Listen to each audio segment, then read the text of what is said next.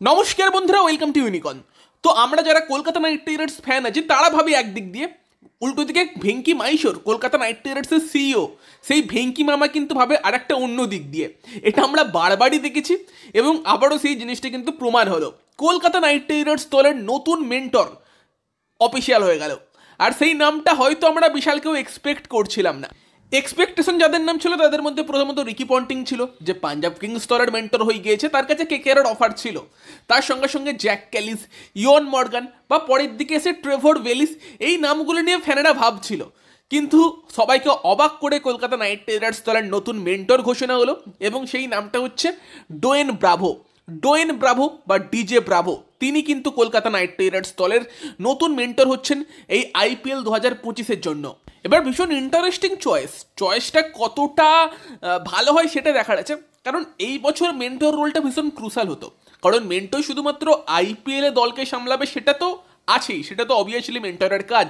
তবে mega auction, যেখানে team পুরো একদম নতুন করে রিবিল্ড হবে, কাকে রিটেন করতে হবে, কাকে ছাড়তে হবে, বা মেগা অকশন থেকে গিয়ে কোন কোন প্লেয়ারকে তুলতে হবে, সেই সব ক্ষেত্রে কিন্তু মেন্টরের একটা বিশাল বড় ভূমিকা থাকতো। এবার আগের বছর অব্দি অভিষেক নায়ার ছিল, যে ডোমেস্টিক দিকটা ভালো বুঝতো, ভারতীয় প্লেয়ারদের ক্ষেত্রে ভালো ডিসিশন নিতে পারতো।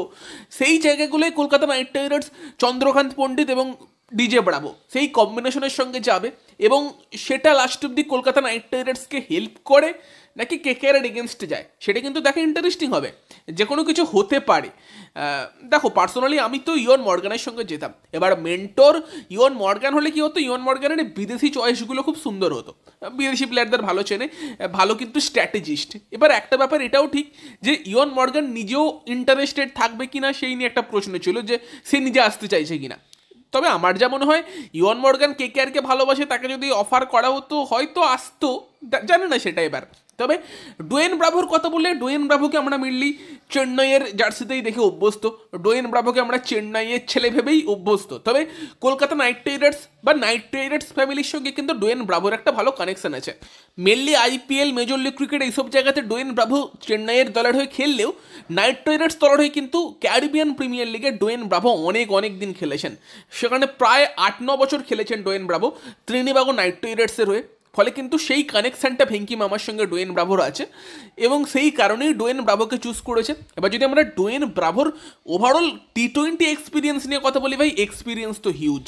ডোয়েন ব্রাভো যত টি20 ম্যাচ খেলেছে সারা দেশের লিগ ঘুরে ঘুরে, সেটা ভাই আর কেউ খেলেনি, মানে অত ম্যাচ কে খেলেছে। সেখানে ডোয়েন ব্রাভোর এক্সপিরিয়েন্স দারুণ। অ্যাজ এ বোলিং কোচ, মানে বোলার্সদের কিন্তু টি20-র জন্য ভীষণ হেল্প করতে পারবে ডোয়েন ব্রাভো বড় তরুণ মিলে, সেটা বোলার্সদের ইমপ্রুভ করবে। সেগুলো কিন্তু অবভিয়াসলি পজিটিভ পয়েন্ট। ডোয়েন ব্রাভোর এক্সপিরিয়েন্স নিয়ে তো কোনো কথা হবে না, আর এক্সপিরিয়েন্স বাজারে পাওয়া যায় না, সেখানে কিন্তু এক্সপিরিয়েন্স তো প্রচুর আছে।